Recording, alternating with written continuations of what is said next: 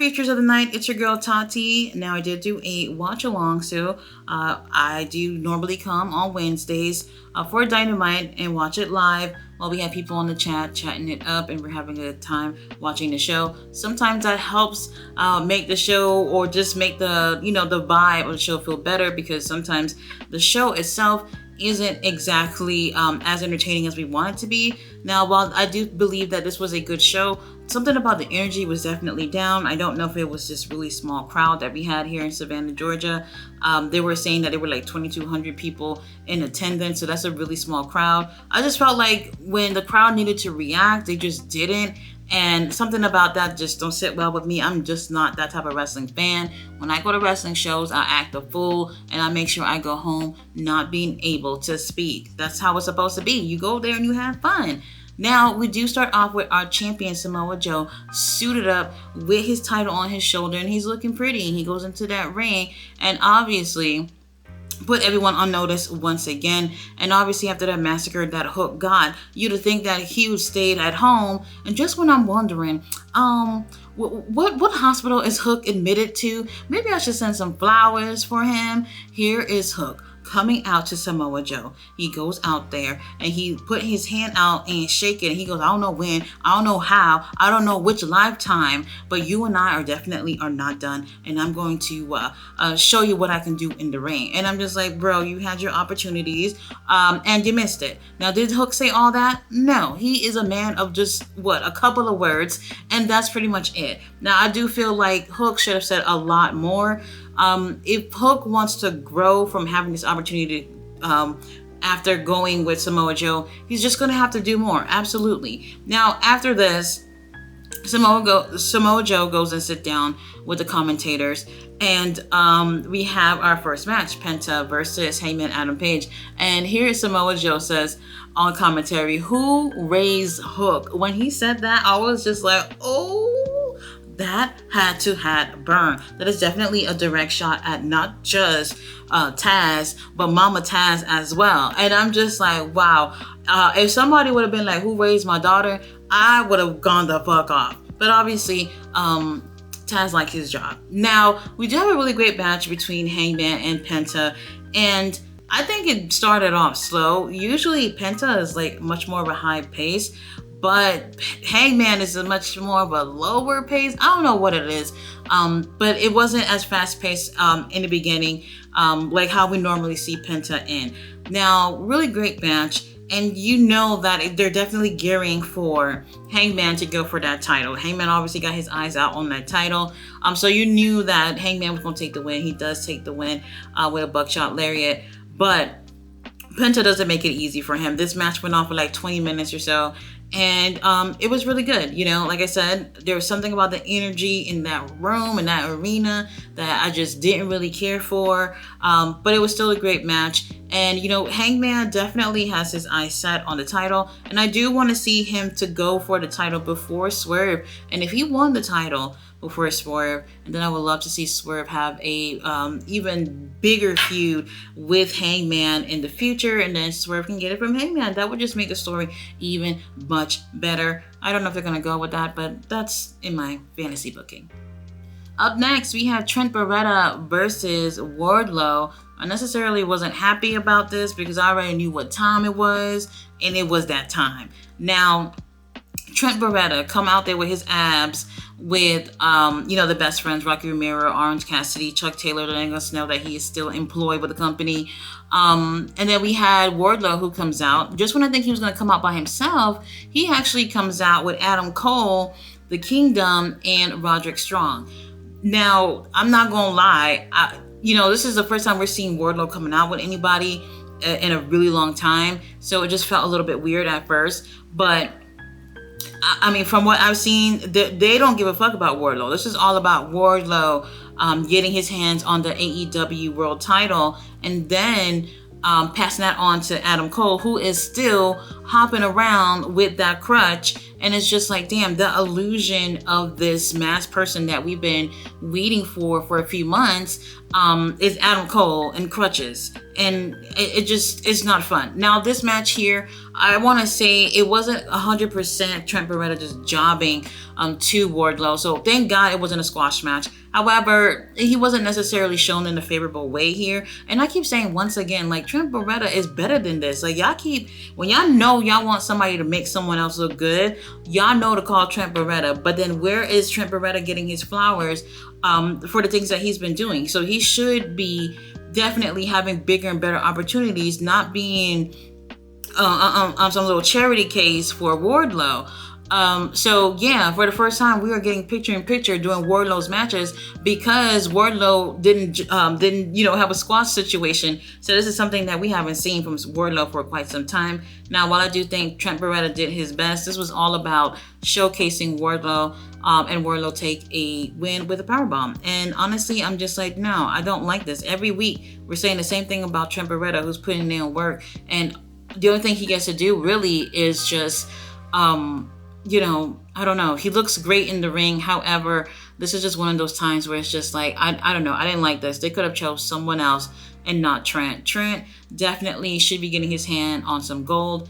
After the match, we do have both of these teams, Best Friends and Undisputed Kingdom, whatever they're calling themselves, pretty much having a stare down, but they don't want no smoke. We have Adam Cole, who's sitting on a chair like a grandpa, telling the other boys to come inside and just leave everybody alone. And I'm just like, this is not what I envisioned as the person under the mask. I'm not feeling it. And to be honest, they don't give a damn about Wardlow anyway. So will this last? I don't think so. All right, so now we have an interview with Renee Paquette and our AEW Women's Champion Toni Storm and Deonna Purrazzo. Deonna came out, okay, looking fly as hell, and I'm just like, all you bitches that were saying she's fat and ugly on social media the other day, all y'all pretty much got your foot in your mouths right now because she is so freaking stunning. I don't even know where those comments came from. But anyway, we got both these girls here, and I love that they did this. So Deonna's sitting on this side, Toni Storm is sitting on this side, and they have the side where Toni Storm is sitting on as black and white, and then Deonna obviously is in just regular color like with the rest of us. And it looked so freaking amazing, okay, the way they did that. And I'm watching this and I'm just like, yo, the way that they are going in to give this whole illusion, this whole presentation for Toni Storm, how they are putting this much effort in her. This is the type of effort I want to see them putting in the other girls. Not just the girls, but the guys too, but definitely the girls need it. But I'm just saying, like, y'all found a character that really, really works for her and is popular. And that's the same type of energy we need to be putting on other people too. You got a roster full of people, and hardly people are standing out in this roster. Toni Storm, thank God, after a few, going through a few characters, finally found what works for her. And with wrestling, it just doesn't always work that you just have that idea and you just go out there and it just works out. Sometimes you have to go through different characters before you find out what works for you. And that's what we need, is for AEW to take that same energy y'all using with Toni Storm and use it on some of these other talents too. Now, these two girls have been friends. They've even lived with each other.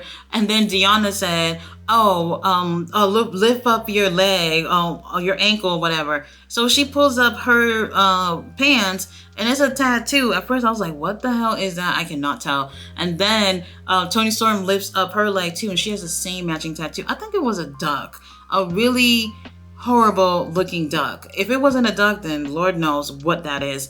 And she's basically telling Toni Storm that she doesn't want to wrestle this little timeless Toni Storm. She want to wrestle the Toni Storm that she knew and loved. And she's saying, I don't know what you got to do, but you're going to have to find yourself and go back to finding that Toni Storm you used to be. Toni Storm is like, no, bitch, I'm fine the way I am. Now, they're about to get into a little scuffle, and Deonna goes to go kick her, but Luther gets in the way, and he gets kicked instead. The AEW Women's title falls on the ground. Toni Storm, Mariah May, they run to the back. Deonna picks it up, and she holds it. I'm like, girl, that title looked pretty on you, but I don't want to see you with it just yet. I would love to see some more stuff from Toni Storm.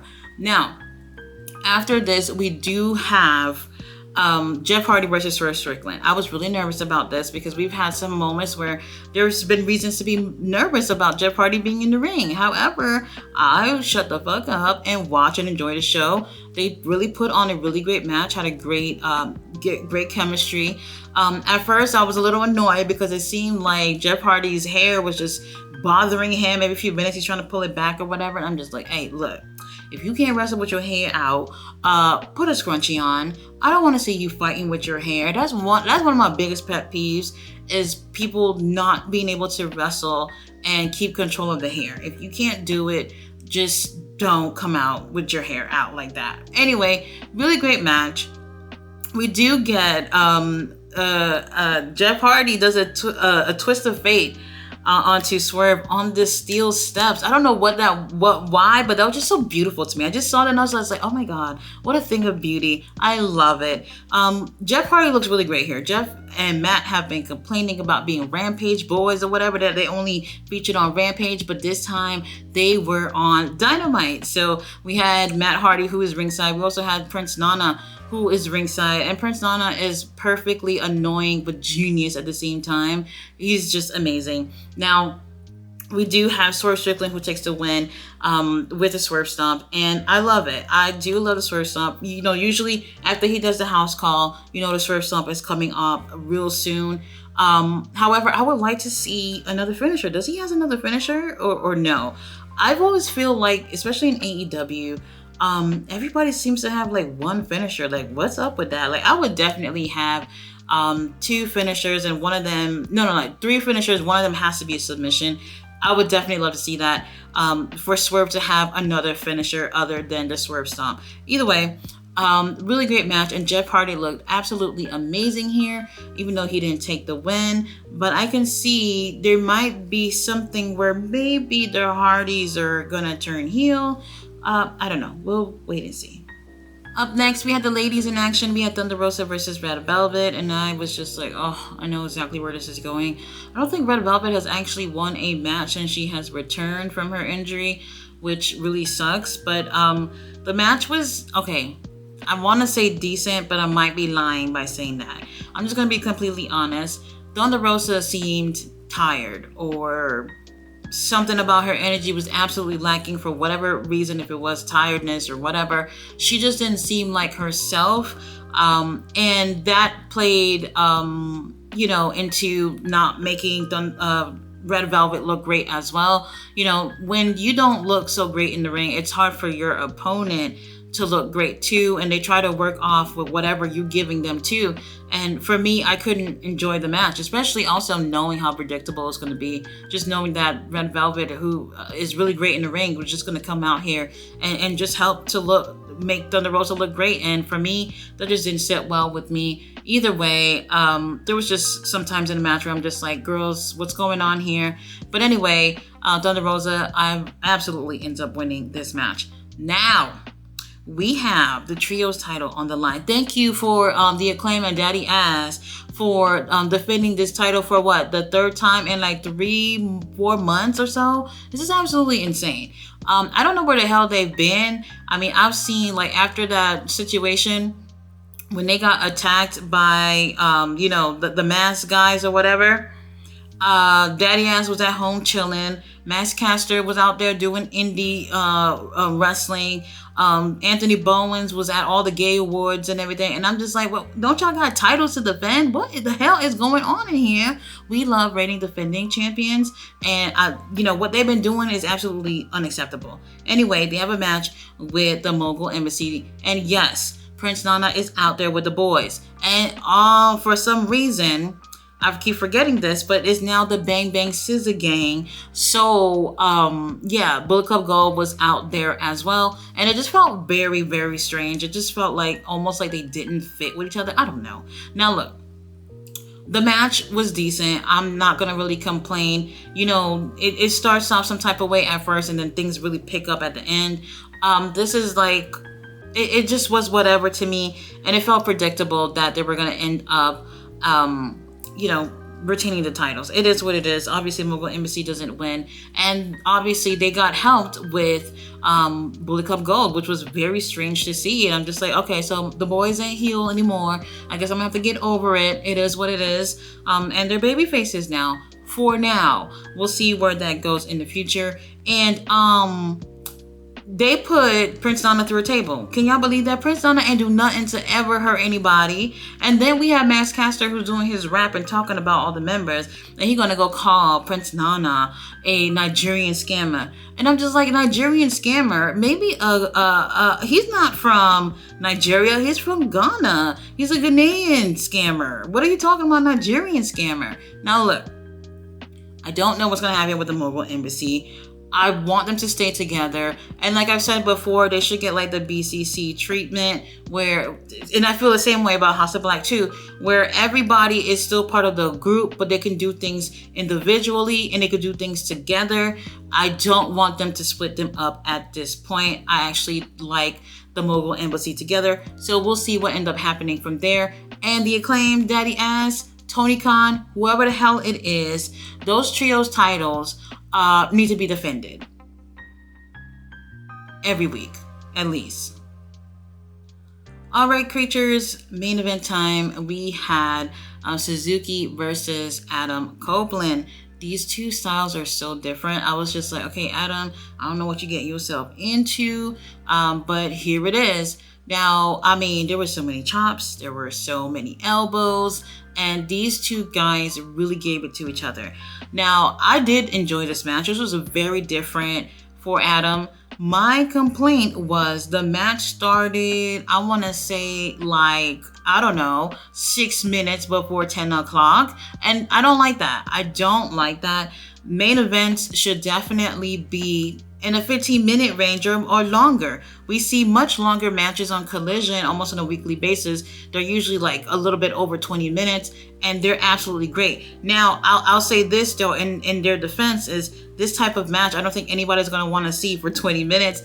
Two guys just damn near killing each other in the ring. This is a different type of style, and especially something that Adam Copeland is not used to. So I didn't necessarily mind that it was short. I just felt like it could have been a little bit longer. Now they did go like, I don't know, I want to say like 4 minutes overtime. 2 of those minutes was them completing the match, and the other 2 was Adam Copeland on the mic. Now this was very different for Adam. I don't know if I could say if everybody's gonna enjoy something like this. I know people don't necessarily enjoy Suzuki's style. I actually do, and it works out well for him. He's a crazy son of a bitch, man. He'd be going through hell in the ring and then just be smiling and just be looking like this is just another Wednesday for me. This is how I spend my evenings. And I'm just like, wow, that is so freaking scary, but awesome at the same time.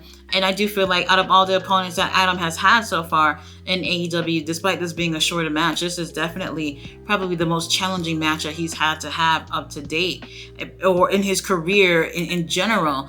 And I really did enjoy it. And Adam did a really great job at selling and really made me believe at times that, man, I mean, can he really do this? Is he going to be able to finish this match? He did an amazing job and I enjoyed it. Obviously, Adam takes the win. And Adam must have been watching my reviews because I've been saying every single week that Adam needs to be using Christian's moves in his match. So he takes the win with a kill switch. And I was just like, yes, baby, that's exactly what I've been saying. After this, he does try to shake Suzuki's hand. Suzuki is a bitter Betty and says no and walked out the ring. He ain't happy about it, but Suzuki got that check. He cashed it. It cleared, didn't it? He's good. Now, we do see after all this that Christian Cage was back there somewhere. Looked like he was in a kindergarten class with a TNT title on his shoulder. He was watching the show. And I'm just like, oh, okay, well, it's nice to know that you were watching. Now, the whole story between him and Adam is not over, and I'm cool with that, and I'm glad that they don't have to have them having a run-in every week. This is literally Adam trying to, you know, go to the back of the fucking line and just go through people before he can get back to Christian. So I do enjoy that, and Adam is looking absolutely great. And you know, seeing Adam in situations that we've never seen him before, especially in a match like this with Suzuki, was very, very entertaining. and I can't wait to see who the next person that's going to go up for the challenge in the Cope Open, whatever he's calling it. He looked absolutely amazing, man. He's like, what, 50 years old or whatever? Oh, come on now. He looked like a silver daddy. He just looks absolutely amazing, and I'm absolutely here for it.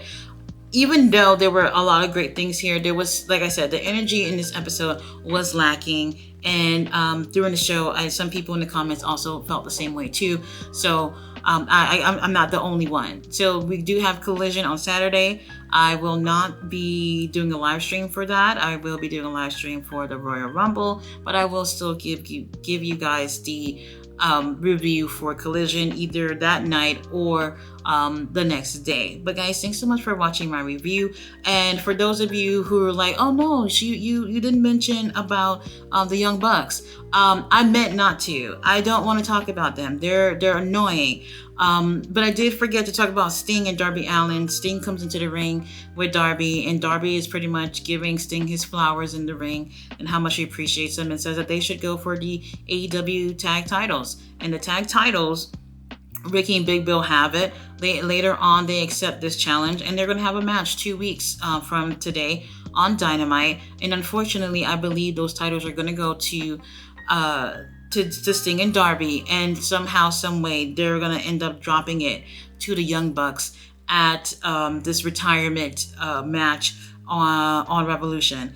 You know, I know he's going to have a retirement match. Doesn't necessarily mean that he has to win. So if they do win the titles from Ricky and Big Bill, I do expect for them to drop them at the retirement match at Revolution, which would actually suck. And I don't want to talk about the Young Bucks. So if you want to know what happened with that, go watch the show. Anyway, guys, thanks for watching my review. I will be back tomorrow with Ring of Honor. Bye.